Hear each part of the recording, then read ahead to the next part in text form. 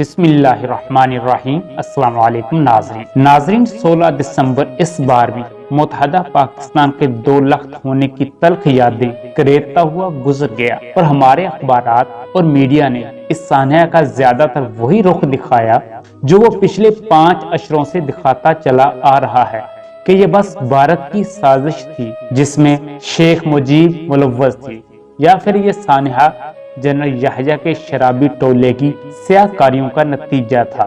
مگر یہ بتانے میں سخت پرہیز سے کام لیا جاتا ہے کہ اس سانحے کا ایک کردار ذوالفقار علی بھٹو بھی تھا، جو ان دنوں کے اخبارات میں صاف دیکھا جا سکتا ہے۔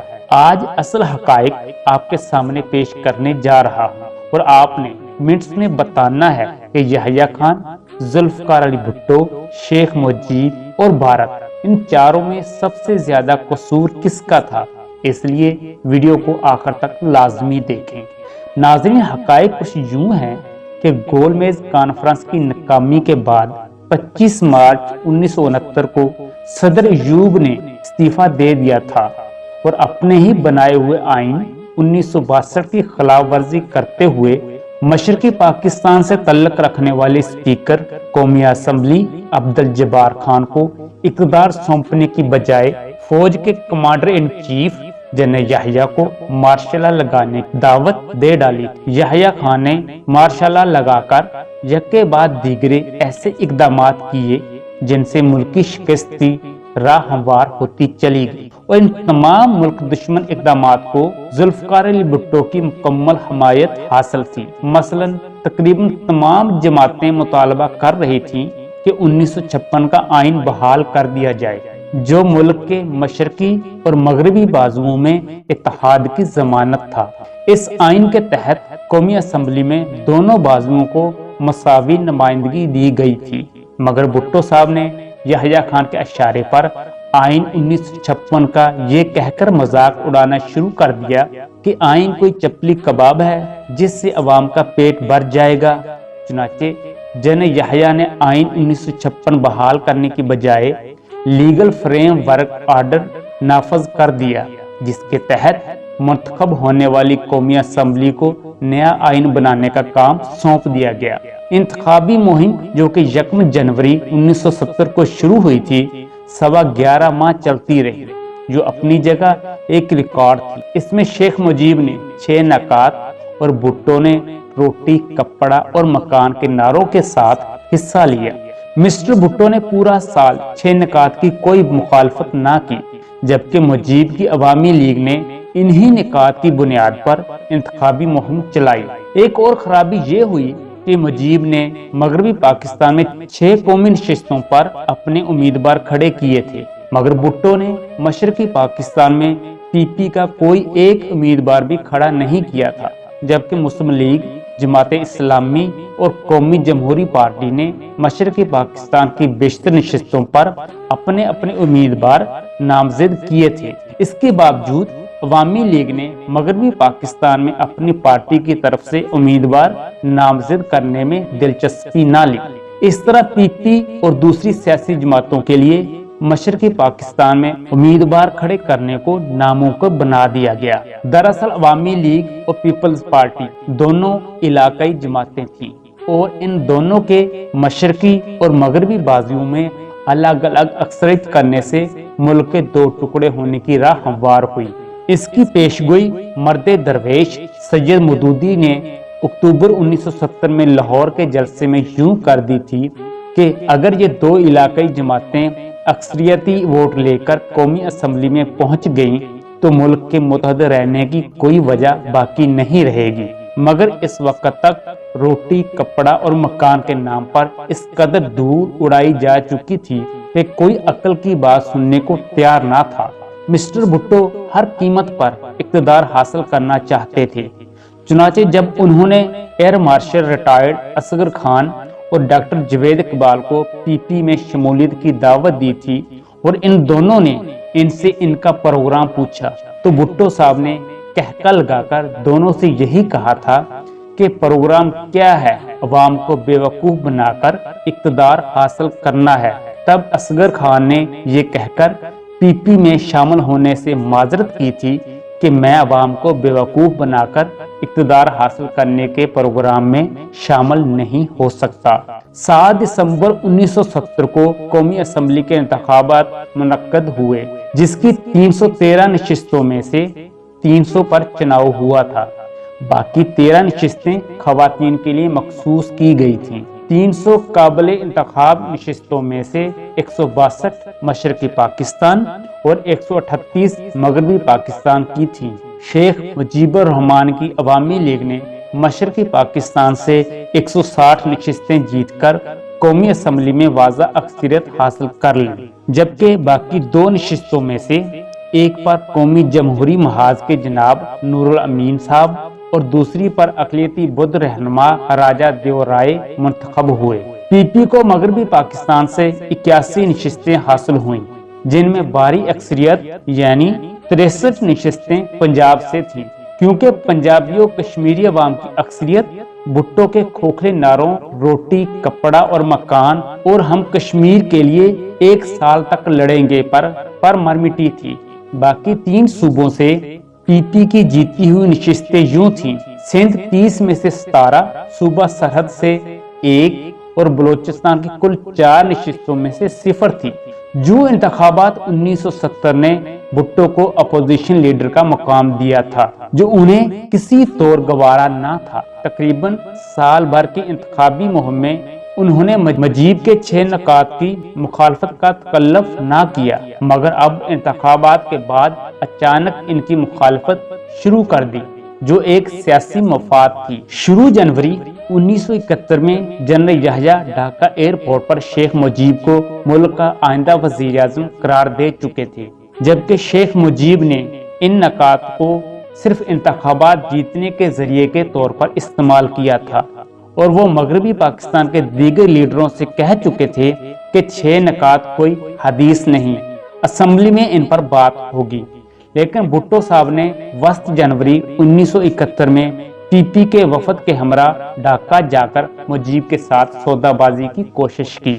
کشتی میں دونوں لیڈروں نے بوڑھی گنگا کی سیر بھی کی اور بھٹو نے 5.5 نکات تسلیم کرنے کا اعلان کر دیا، مگر پھر آدھے نقطے پر بات اٹک گئی۔ اگر بھٹو مخلص ہوتے تو وہ ڈھاکہ میں قومی اسمبلی کا اجلاس ہونے دیتے تو اس آدھے نقطے کا مسئلہ بھی حل ہو جاتا، لیکن دراصل وہ مرکزی سطح پر مجیب سے اقتدار میں شرکت کی ضمانت چاہتے تھے کہ انہیں نائب وزیر اعظم یا صدر مملکت کا منصب دیا جائے، لیکن مجیب نے ایسی یقین دہانی کرانے سے انکار کر دیا، کیونکہ وہ سمجھتا تھا کہ جو شخص اپنے ڈیڈی کا وفادار نہ رہا وہ قابل اعتبار نہیں ہے۔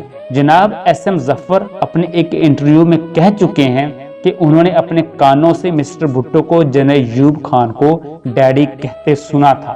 مغربی پاکستان سے دیگر سیاسی جماعتوں کی قومی اسمبلی میں نمائندگی کچھ یوں تھی: پاکستان مسلم لیگ دولتانہ گروپ 14، پاکستان مسلم لیگ قیوم گروپ 2، کنونشن مسلم لیگ 2، نیشنل عوامی پارٹی 9، جمعیت علماء پاکستان 7، جمعیت علماء اسلام 7، جماعت اسلامی 4۔ مسلم لیگ کے میاں ممتاز دولتانہ اور خان عبد الولی خان سے شیخ مجیب کی گاڑی دوستی تھی۔ وہ ان دونوں کے ساتھ آسانی سے مخلوط حکومت بنا سکتے تھے، جس میں جمعیت علماء پاکستان اور جمعیت علماء اسلام بھی شریک ہو سکتی تھیں۔ ان کی معاون سے آئین سازی کا مرحلہ بخوبی طے ہو سکتا تھا اور ملکی سلامتی کی حدود کے اندر رہ کر 6 نکات کے معاملے میں بنگالیوں کو مطمئن کیا جا سکتا تھا۔ مگر بھٹو تو حصول اقتدار کے لیے پانی کی مچھلی بنے ہوئے تھے۔ جب انہوں نے فوری اقتدار کی لیلا ہاتھ سے جاتے دیکھی تو وہ سب کچھ ڈا دینے پر تل گئے۔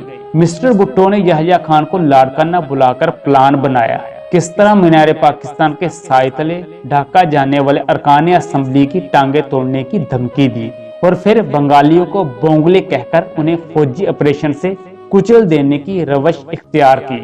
وسط فروری میں اعلان کیا گیا کہ قومی اسمبلی کا پہلا اجلاس 3 مارچ 1971 کو ڈھاکہ میں ہوگا، لیکن پھر لاڑکانہ پلان کے مطابق بھٹو نے شیخ مجیب اس کے 6 نکات کی زوردار مخالفت شروع کر دی۔ اس دوران میں اسلام آباد میں طے کر لیا گیا کہ قومی اسمبلی کا اجلاس غیر معینہ مدت کے لیے ملتوی کر دیا جائے۔ مجیب کو پتہ چلا، اس نے گورنر ایڈمرل ریٹائرڈ احسن اور ڈپٹی مارشل ایڈمنسٹریٹر صاحبزادہ قیوم خان کی منت کی کہ خدا کے لیے اجلاس ملتوی نہ کریں، اگر ملتوی کرنا ہی ہے تو مجھے نئی تاریخ دے دیں تاکہ میں بنگالیوں کو مطمئن کر سکوں، جو پہلے ہی بھرے بیٹھے ہیں کہ فوج اور بھٹو نے منتخب بنگالی قیادت کے خلاف گٹھ جوڑ کر لیا ہے۔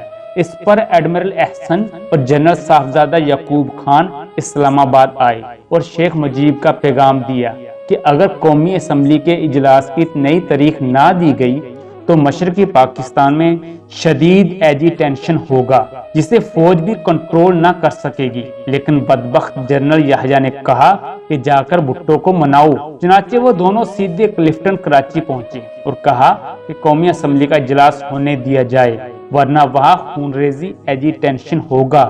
اس پر بھٹو کا جواب تھا، چند ہزار بونگلوں کے مرنے سے کچھ نہیں ہوگا۔ گویا بنگالی بھٹو کے نزدیک قابل نفرت بونگلے تھے جن کی جانوں کی کوئی قیمت نہ تھی۔ انہی دنوں بھٹو نے 28 فروری 1971 کو مینار پاکستان کے سائے تلے شعلہ بار تقریر کی اور قومی اسمبلی کے اجلاس ڈھاکہ کا بائیکاٹ کرتے ہوئے کہا کہ ہمارے ارکان ڈھاکہ میں یرغمال ہوں گے، لہٰذا ہم ڈھاکہ نہیں جائیں گے، بلکہ جو ڈھاکہ جائے گا اس کی ٹانگیں توڑ دیں گے۔ جعلی صحافی عباس اطہر ان دنوں روزنامہ آزاد میں کام کرتے تھے۔ انہوں نے بھٹو کی ملک کو دو لخت کرنے کی بنیاد رکھنے والی آتش تقریر کو ادھر تم ادھر ہم کی بلیغ سرخی میں سمو دیا، جو بھٹو کے ملک توڑنے کی کردار سے چپک کر رہ گئی۔ دراصل پاکستان اسی روز دو ٹکڑے ہو گیا تھا۔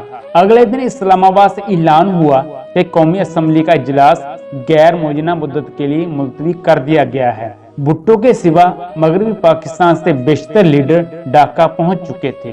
ان میں پی پی کے رکن اسمبلی صاحبزادہ احمد رضا قصوری بھی شامل تھے، جو بھٹو کی اس نئی روش کے سخت ناقد تھے۔ قومی اسمبلی کا اجلاس غیر معینہ مدت کے لیے ملتوی ہوتے ہی پورے مشرقی پاکستان میں آگ لگ گئی۔ لاکھوں کی تعداد میں لوگ سڑکوں پر مظاہرے کرنے لگے۔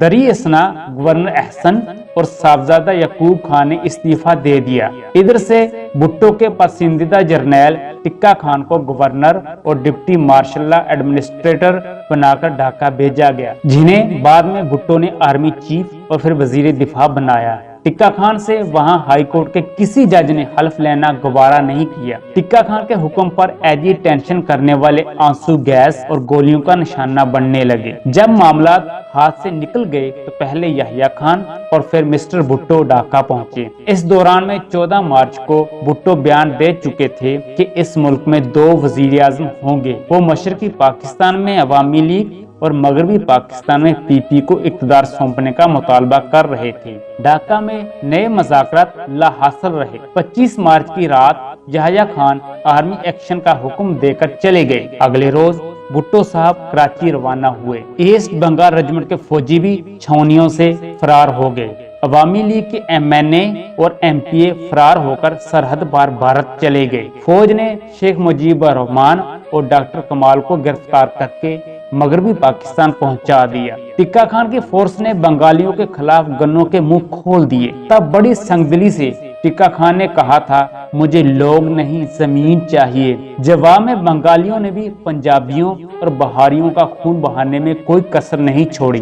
اس خون ریزی کے ذمہ دار کون تھے؟ یقیناً یحییٰ خان اور ان کے جرم میں برابر کے شریک مسٹر بھٹو۔ بنگالیوں نے ٹکا خان کو قصاب کا لقب دے دیا۔ اس کے بعد انڈیا نے بھی اپنا پورا کام کیا اور اپنی فوج مشرقی پاکستان اور مغربی پاکستان میں اتار دی۔ مشرقی پاکستان میں بنگالیوں نے بنگلہ دیش کا نعرہ لگایا اور بنگلہ دیش کے پرچم کو لہرا دیا۔ مشرقی پاکستان میں عوام کی فوج کے ساتھ ہم آہنگی نہ ہونے کی وجہ سے فوج مکمل طور پر جنگ ہار چکی تھی اور انہوں نے اپنے ہتھیار ڈال دیے اور اس طرح مشرقی پاکستان مغربی پاکستان سے جدا ہو گیا۔ ناظرین، ابھی آپ نے بتانا ہے کہ مجیب الرحمان، بھٹو، یحییٰ خان اور بھارت، ان چاروں میں مشرقی پاکستان کو بنگلہ دیش بننے میں سب سے زیادہ قصور کس کا ہے؟